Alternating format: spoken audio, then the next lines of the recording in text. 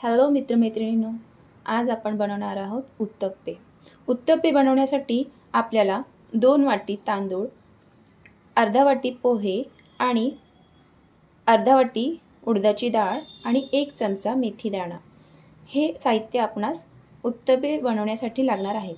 हे उत्तप्पे बनवण्यासाठी आपल्याला जास्त वेळ हे तांदूळ, उडदाची डाळ आणि पोहे ही मेथी दाणा जास्त वेळ भिजत ठेवण्याची गरज नाही आहे। हे अर्धा तास भिजल्यानंतर लगेच आपण त्याला मिक्सरमधून काढणार आहोत। मिक्सरमधून काढल्यानंतर लगेच उत्तप्पे बनवायला घेणार नाही, कारण त्याला फर्मेंट होण्यासाठी आपण एका टाईट कंटेनरमध्ये बंद ठेवणार आहोत आणि सकाळी ते मस्त फर्मेंट होऊन त्याचा आटा तयार होतो।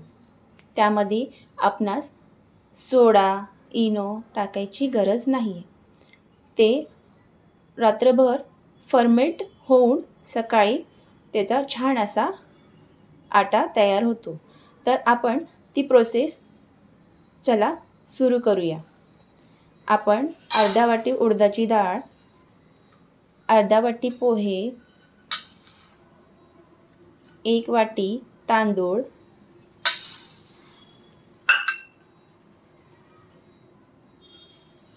2 वाट्या तांदूळ घेतल्यात आपण आणि 1 चमचा मेथी दाणा हे आपण आता पाण्यामध्ये सोक करून घेऊया। हे पाण्यामध्ये आपण अर्धा तास ठेवणार आहोत।